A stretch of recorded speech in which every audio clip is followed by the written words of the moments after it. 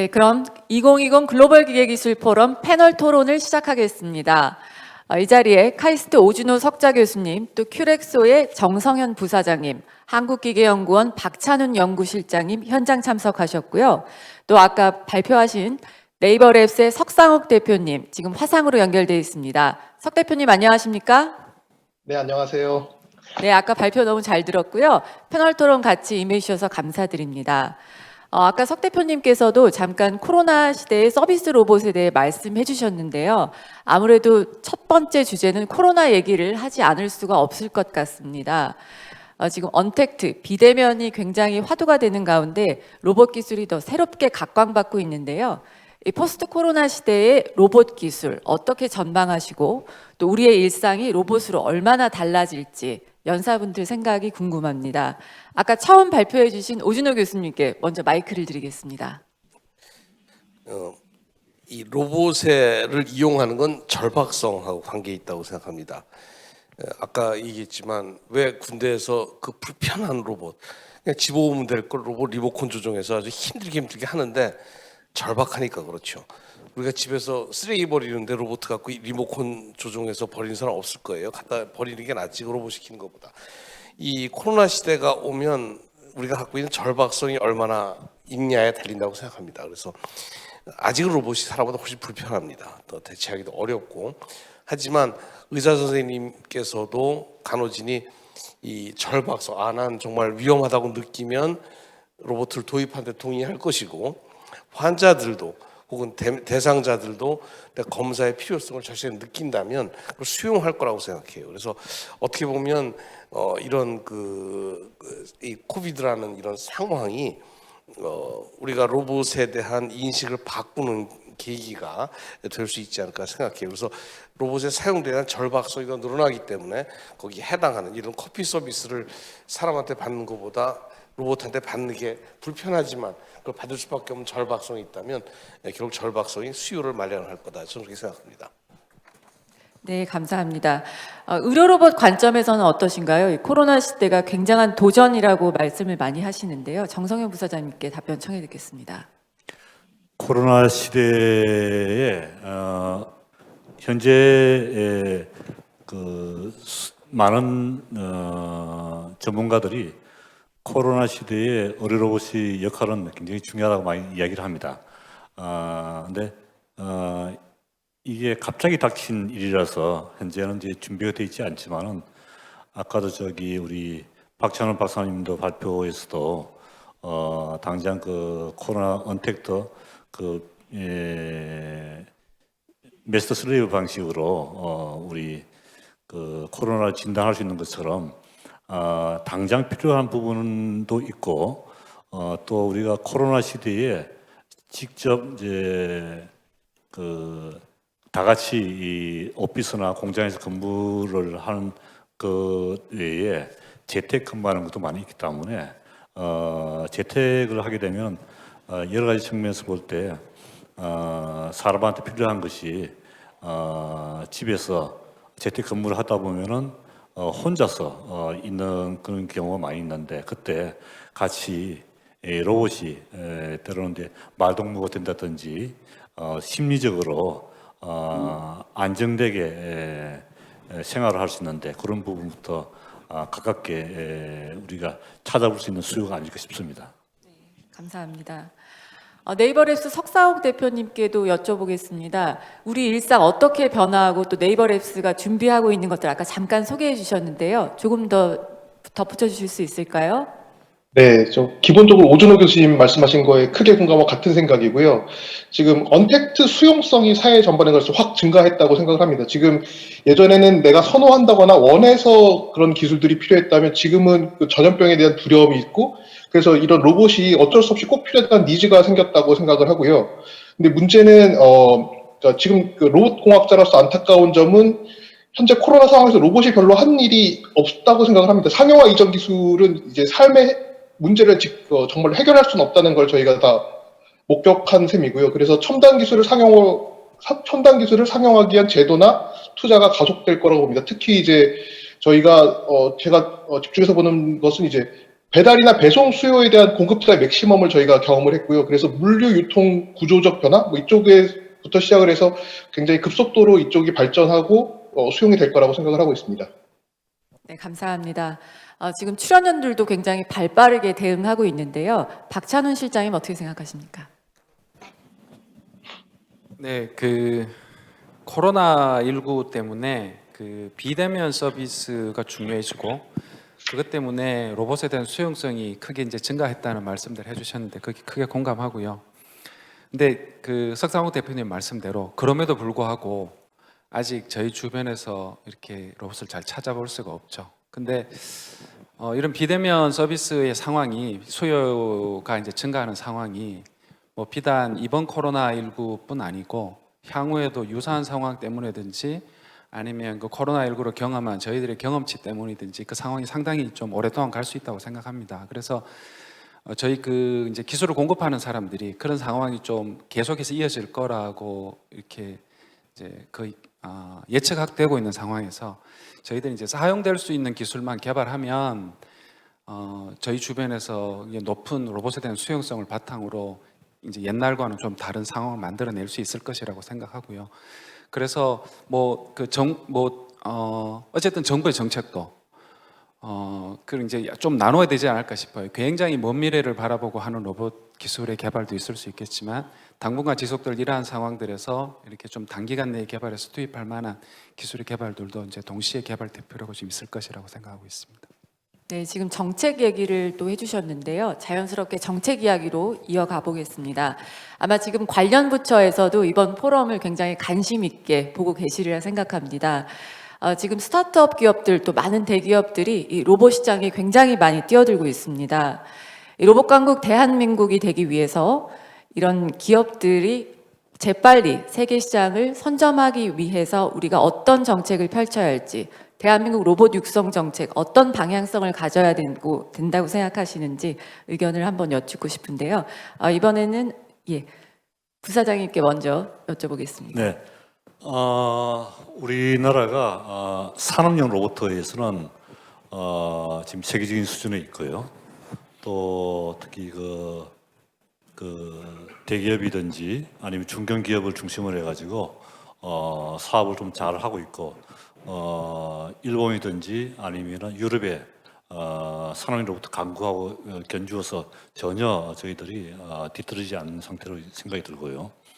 아까 제가 말씀드린 어려운 로봇 분야에 대해서 말씀을 좀 드리면은 정부에서 이 어려운 로봇 부분은 미국이나 아니면 유럽에서 우리가 상당히 낙후되어 있습니다. 이제 시작 단계이고 이미 미국 같은 경우는 다빈치와 같이 전 세계 시장을 선점하고 있는 그리고 아주 어마어마한 시총을 가지고 있는 그런 회사입니다만 국내에는 이제 시작 단계인데 이를 위해 가지고 한 3가지 정도가 정부가 해야 될 일이 있다고 생각이 드는데 먼저 제가 아까 발표에서도 말씀드렸지만은 우리 이 어려 쪽에 일을 하는 이런 분야의 회사들은 대부분 다 좀 중견 중소기업들입니다. 이런 회사에서 예를 들어 가지고 식약처 인허가를 하는데 긴 시간, 예를 들어 2년 이상이든지 거기에 따라 많은 자금이 소요되는데 그런 부분이 상당히 부담이 됩니다. 그래서 식약처를 중심으로 해서 의료 기기에 대한 인허가 제도에 대해서 좀 더 패스트 트랙으로 잘 이렇게 할 수 있도록 그런 부분이 지원이 필요하고요. 두 번째는 보험 수가 부분인데 우리가 아무리 국내에서 좋은 수술 로봇을 만들었다 손치더라도 보험 수가를 받지 않는 한은 국내에서 판매 실적을 쌓을 수가 없습니다. 왜냐하면 병원에서는 보험 수가가 있어야 구입을 하는 게 일반적인 예이기 때문에 그래서 보험 수가 제도에 대해서 좀 특별한 예외 제도를 좀 만들어서 보여서 쉽게 우리 의료 로봇 사업을 하는 사람들이 수가를 통해 가지고 국내 시장에 트랙 레코드를 쌓아서 세계 시장에 나갈 수 있도록 그렇게 말씀드리고 싶고요.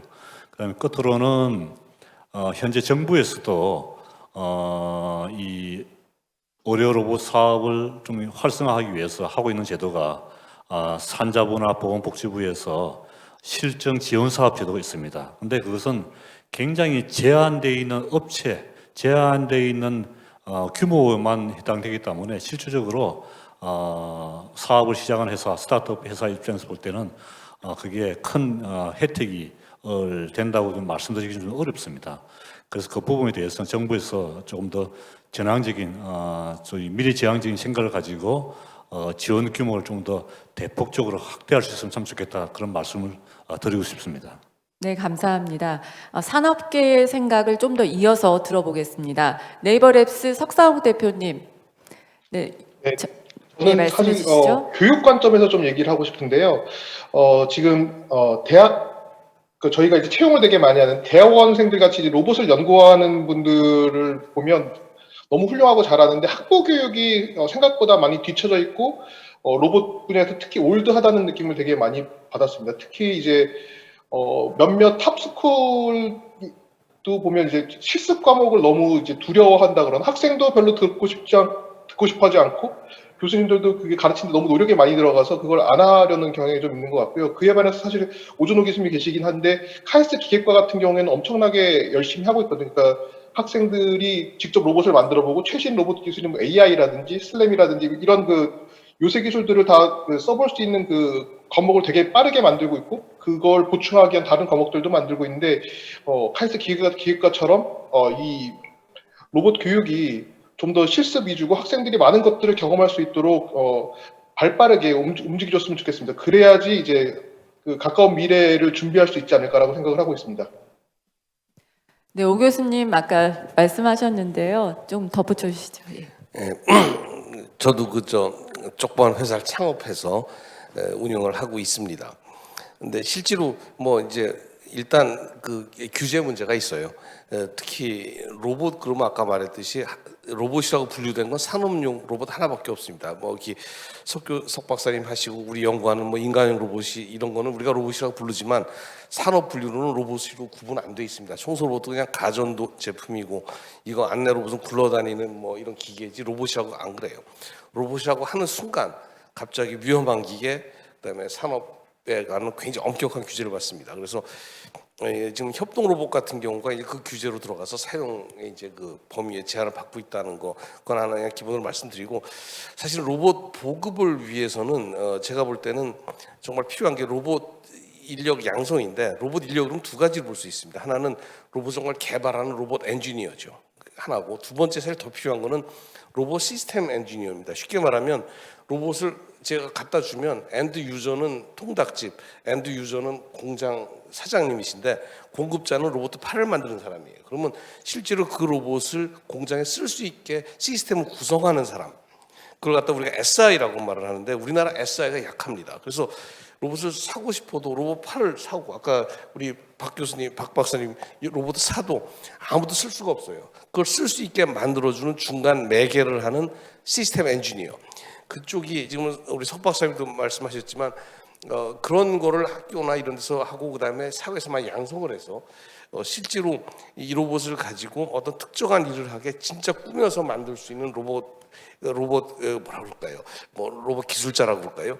이런 것이 양성되는 것이 굉장히 급하다고 생각합니다. 지금 로봇 공급은 딸리지 않아요. 로봇은 다 만들 수 있는 회사도 많고 얼마든지 구입할 수도 있고 다 한데, 문제는 그걸 사용할 수 있게 만드는 중간 매개할 수 있는 시스템 엔지니어가 없다라는 게 가장 저는 시급한 문제라고 생각합니다.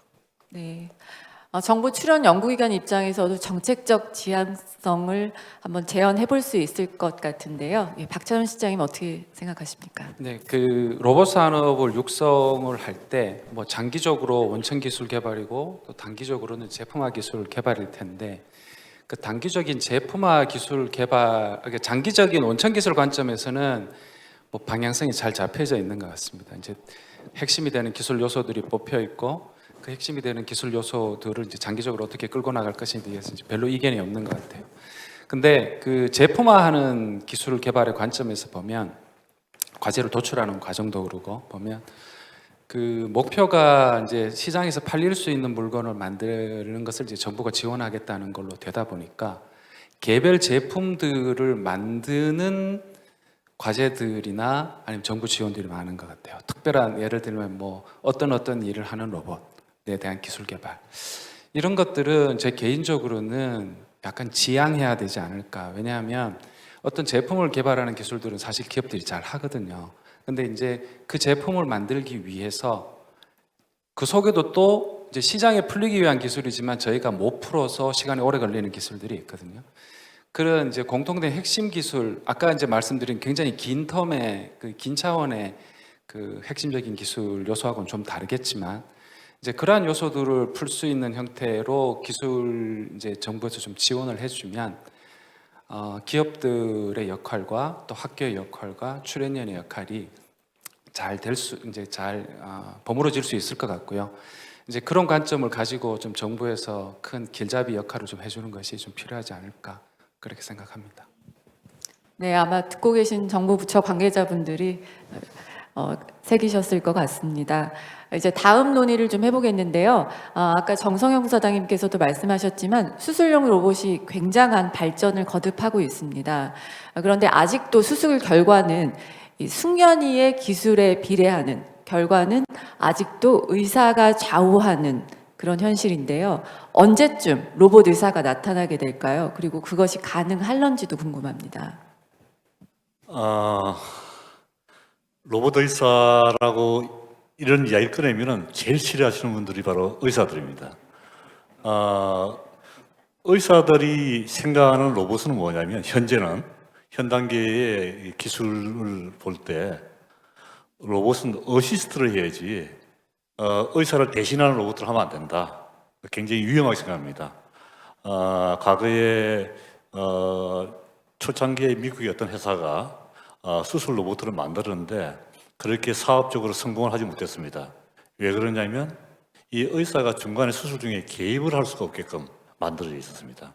근데 그것을 다빈치라는 이 회사가 나타나서 의사와 같이 협업하면서 의사가 안 보여주는 부분 또 수술하기 어려운 부분을 도와주는 어시스트를 했기 때문에 다빈치가 대성공을 했다 이런 얘기 있는데 근데 지금 이제 질문하신 바와 같이 소위 스스로가 할 수 있는 것은 이건 상당히 시간이 많이 걸릴 것이고요. 또 이게 바로 이제 우리가 이야기하는 인공지능 수술 로봇 시스템입니다. 근데 인공지능 수술 로봇 시스템이 이제 되기 위해서는 몇 가지가 이제 필요한데 첫 번째는 이 로봇이 인체에 대한 해부학적으로 완전히 파악하고 있어야 되고 각 장기면 장기 뭐 이렇게 골격이 뼈면 뼈에 대해서 각 구조에 대해 가지고 정확하게 파악을 하고 있어야 되는 게 아주 기본이고요. 그 다음에 또 한 가지는 수술을 하려고 그러면 결국 이제 사람의 상태를 보기 위해서는 MR이나 CT나 또는 C암 같은 엑스레이 같은 영상 촬영을 하는데 근데 의사가 그 CT 촬영 보고 바로 수술하는 게 아니고 의사가 수술하기 용이하게끔 다시 영상 소프트웨어 기술을 통해 가지고 의사가 쉽게 이해할 수 있도록 이 변환을 시켜야 되는데 영상 소프트웨어 기술이 제대로 갖춰져 있어야 되고요. 그리고 이 수술을 하기 전에 이 로봇은 의사가 내가 예를 들어 심장 수술을 한다 그러면 심장 수술에 필요한 모든 예를 들어 가지고 홍길동 심장에 대해서 모든 정보를 다 이렇게 전해줄 수 있어야 되고 거기에 정확해야 되고 빠진 것도 없이 아주 정확해야 됩니다. 굉장히 쉬운 일이 아닙니다. 그 다음에 끝으로는 수술 중에 수술하다 보면 경우에 따라 가지고 수술을 잠깐 실수를 할 수 있는 부분인데 수술을 예를 들어 잘못되어 갈 때 그때 바로 로봇이 수술이 잘못되었습니다. 이렇게 바로 잡을 수 있고 그래서 이게 전체적으로 볼 때는 수술 전체를 시작에서부터 플래닝부터 최종적 수술이 끝날 때까지 모니터링까지 전체를 다 이렇게 총괄할 수 있는 그야말로 의사 그 못지않은 수준까지 돼야 되는데 근데 그렇게 되려고 그러면 생각해보면 굉장히 어려운 일인데 그래서 시간은 많이 걸리는데 언젠가는 될 것 같은데 의사들 제가 만나본 의사분들께 말씀도 들어보면은 예를 들어 가지고 뭐 앞으로 한 10년 내에는 참 어려울 것이다. 근데 그 뒤에는 모르겠다 이렇게 말씀들 많이 하십니다. 네, 알겠습니다. 그리고 저희가 세션이 진행되는 동안 굉장히 많은 실시간 댓글 질의가 들어왔습니다. 그중에 몇 가지만 추려서 좀 질문하겠는데요.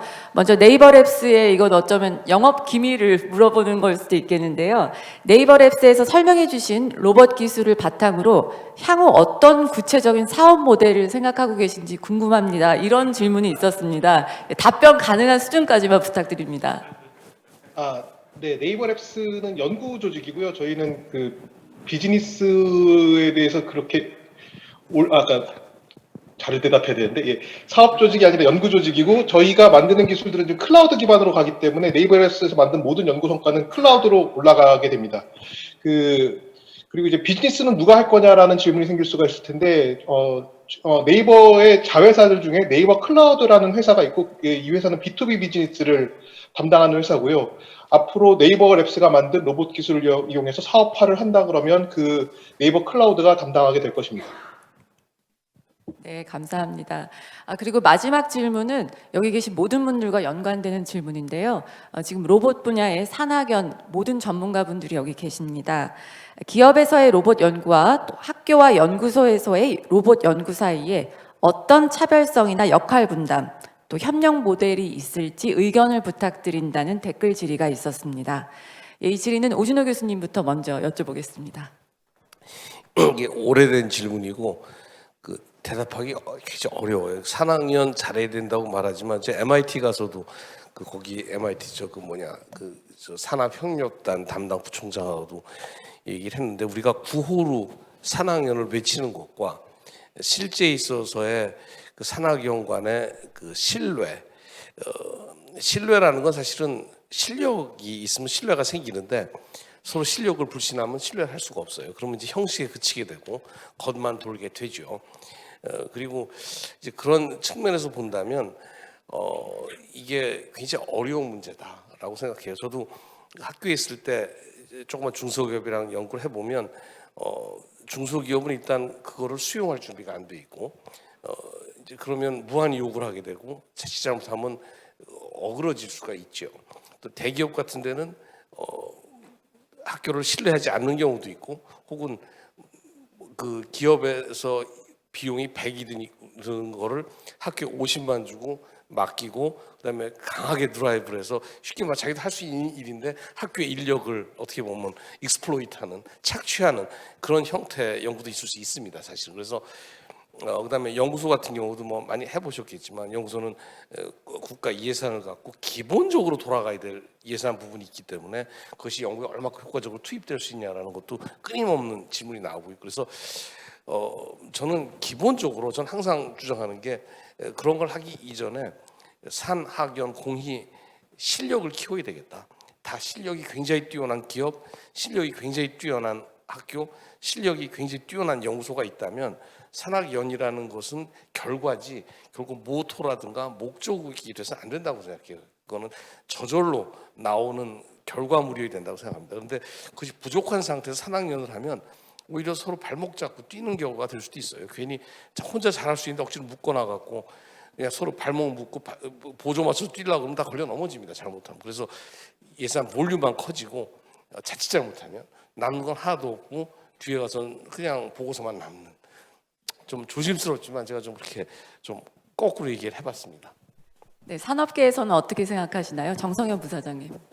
예, 과거에 제가 현대중공업 시절에 산업회의를 굉장히 많이 했었고, 또 연구소 정부 출원 연구소하고도 일을 많이 해봤는데요.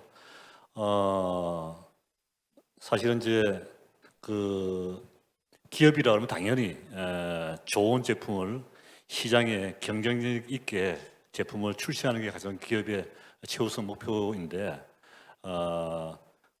예를 들어 가지고 대학교에서는 우리가 로봇이 굉장히 고속으로 가다가 아까 우리 박 박사님 잠깐 우리 동영상에서 보여주셨는데 멈춘다 그럴 때 굉장히 큰 진동이 일어날 수 있는데, 소위 그 기업체에서는 이 진동을 억제하는 그런 기본 기술에 대해서, 기초 기술에 대해서는 굉장히 약합니다. 취약한데, 그런 부분을 이제 대학교 이제 그 전문 교수님들이 그런 부분을, 예를 들어 기초 부분을 이게 담당해 주시고, 또 한 가지는 이제 정부 출연 연구소 같은 경우는 아까도 저기 우리 박 박사님 예를 보여주지만은 타지를 굉장히 플렉시블하게 할 수 있는 그런 핸들을 연구하는 것처럼 근데 기업에서 보면은 저게 진짜 실질적으로 돈이 될지 안 될지 사실 잘 모릅니다. 근데 모르기 때문에 그것을 계속 돈을 투입해 가지고 연구 개발하기는 좀 어려운 거고 기업은 통상적으로 굉장히 좀 제너럴하면서 그런 게 이 눈에 보이는 아주 가시적인 그런 사업에 대해서 투자를 하는 편이라서 예를 들어 그렇게 좀 전문적인 그런 스페시픽한 그런 부분에 대해서는 우리 정부 산하기관에서 연구를 하면은 굉장히 잘 될 것 같고요. 그와 같이 그 시스템이 제가 볼 때 산학연에 대해서는 우리 한국이 굉장히 잘 코업을 하고 있다. 네네. 굉장히 그 교수님들도 우리 뭐 옆에 계신 우리 오준호 교수님 포함해가지고 굉장히 훌륭하신 분들도 많이 계시기 때문에 저는 이제 이 로봇에 관해서 산학연이 이 시스템이 잘 돼 있는 나라가 제가 볼 때는 한국이 굉장히 잘 돼 있는 나라로 생각하고 있습니다. 네, 네이버 랩스도 굉장히 광범위한 산학연 협력을 하고 있는 걸로 알고 있는데요. 어떻게 생각하십니까? 네, 그 가장 큰 문제 중에 하나가 아까 오준호 교수님 잠깐 얘기하신 것 같은데 연장선에서 말씀드리면 그 기업이 학교가 할 수 있는 일에 대해서 제대로 모르고 있다는 생각이 되게 많이 듭니다. 그래서 뭔가 당장 자기 회사의 제품이 될 거를 만들어 달라는 식의 요구를 한다든지 그런 것들 사실 주변에서 많이 봤고요.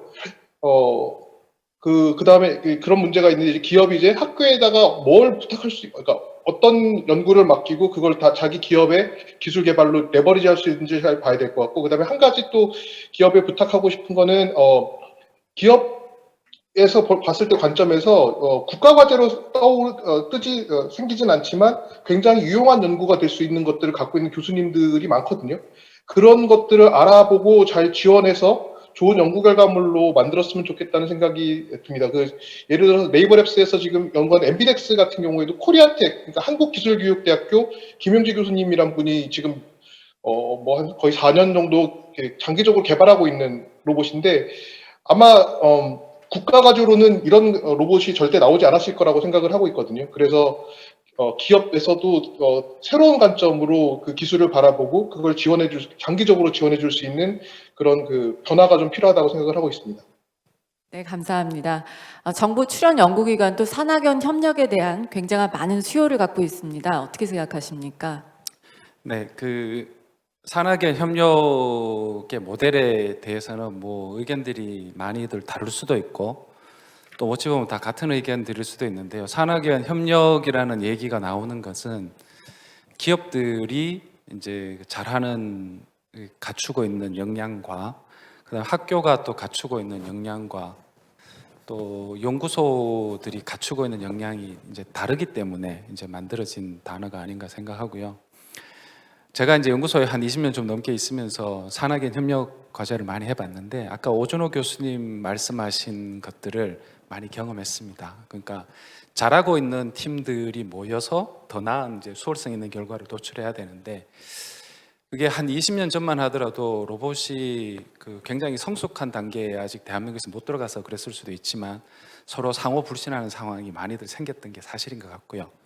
근데 지금은 정부에서 그는 좀 투자 대비 이제 출력이 좀 미흡하다고들 이제 많이들 얘기하시지만 오랜 기간 동안 인력도 배출이 되고 그다음에 그 과정 동안에서 기업들의 역량도 좀 성숙하고 또한 제가 몸담고 있는 뭐 기관을 비롯해서 출연 연구소들이 지금 만들어내고 있는 성과들도 이제 과거를 생각을 해보면 굉장히 월등해져 있는 상태여서 이제 만나 보면 이제 적어도 이렇게 그 이름을 들으면 서로 알 수 있을 만한 기관들끼리는 서로 굉장히 특화된 영역들을 많이 가지고 있는 것 같아요. 그래서 공통된 어떤 목표를 가지고 뭐 억지로 만든다기보다는 근래에는 그 특화된 장점들을 가지고 서로 결합하는 경우가 많은 것 같고 그래서 이제 뭐 지금도 그렇지만 향후에 더 좋은 시너지를 낼 수 있지 않을까 생각이 되고요. 이제 또 하나 이제 정부에 좀 당부라고 그러면 이상하죠. 정부에 좀 제안을 드리고 싶은 것은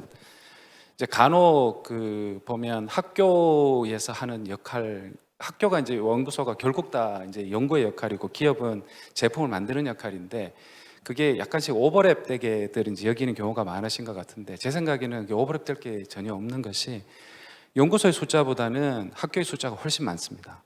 그리고 연구원들의 숫자보다는 학생들의 숫자가 훨씬 많고요. 그래서 단위 기술의 측면에서 보면 단위 원천 기술의 측면에서 보면 학교들이 보유하고 있다고 보는 게 맞을 것 같고요. 이제 정부에서 투자하고 있는 이 정출연의 역할은 그 단위 기술들을 모아서 이제 그 의미 있는 어쨌든 보면 그 최종 상품은 아니지만 총합된 어떤 그 국가적 관점에서 꼭 해야 되는 연구 그 규모의 어떤 사업들을 해나가는 기관으로 자리하는 것이 맞다고 생각을 합니다. 그래서 뭐 네이버랩스가 그러하듯이 또는 정출연과 이제 학교들의 역할도 여러 학교들의 이제 유능한 교수님과 유능한 연구진들과 이제 코업을 통해서 그 정출연이 R&D를 직접 수행하는 기관의 역할도 하지만 에이전시의 역할도 수행을 해서 그것들을 이렇게 모아서 어떤 의미 있는 결과물을 만들어내는 기관으로 또 자리매김하는 것이 진정한 의미의 출연연과 학교를 이제 운영하는 효율적인 방식이 아닐까 그렇게 생각합니다. 네, 감사합니다. 이렇게 한 자리에 모이기 정말 힘든 귀한 분들을 모시고 오늘 패널 토론을 진행했는데요. 시간 관계상 여기서 마치도록 하겠습니다. 감사합니다. 감사합니다. 네, 즐거웠습니다. 석 박사님 오래간만입니다. 인사 멀리서 드립니다. 아직 연결되시나? 나가셨나 보다. 예, 직접 가서 했었어야 되는데 못했습니다. 난 여기 오시면 뵐 줄 알았더니 원격으로 하시네. 인사라도 이렇게 드려야지. 다음에 찾아뵙겠습니다. 우리 제 실험실 우리 졸업생들 다 열심히 하고 있죠. 네, 아까 영상에 나온 예, 오재성 박사도 학생들, 김인혁 박사도 네, 다들. 주역들이 다 예, 교수님 학생들입니다. 아, 예, 예. 잘 키워주시기 바랍니다. 네, 감사합니다. 패널 토론을 마치도록 하겠습니다.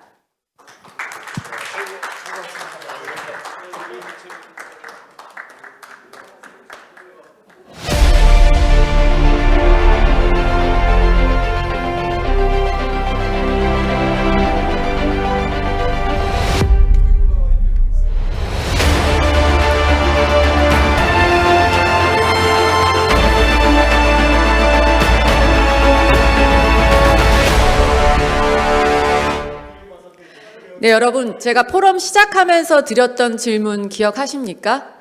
여러분에게 로봇은 어떤 기계인가요? 아마 오늘 포럼 시작부터 끝까지 함께 하시면서 각자의 해답을 얻으셨으리라 생각합니다. 우리가 매일 사활을 걸고 있는 이 치열한 글로벌 기술 경쟁 속에서 그래도 기억해야 할 것, 결국 기술 개발은 사람을 향해야 한다는 굳건한 믿음이 아닐까 합니다. 오늘 7회째를 맞는 2020 글로벌 기계기술 포럼 저희가 처음으로 온라인 생중계로 함께 했는데요. 긴 시간 함께 해주신 여러분 한 분 한 분께 깊이 감사드립니다. 저희가 코로나 상황 때문에 이렇게 온라인 진행을 했는데 내년에는 상황이 좀 나아져서 청중 여러분을 현장에서 뵐 수 있었으면 합니다. 그리고 오늘 발표된 내용들은 저희가 포럼 홈페이지 forum.kim.re.kr에서 일부 다운로드 받으실 수 있도록 하겠습니다. 사람을 위한 따뜻한 기계 기술을 연구 개발하는 한국기계연구원에 대한 지속적인 관심을 부탁드리면서 오늘 참석해 주신 모든 분들 다시 한번 감사 인사드립니다. 고맙습니다.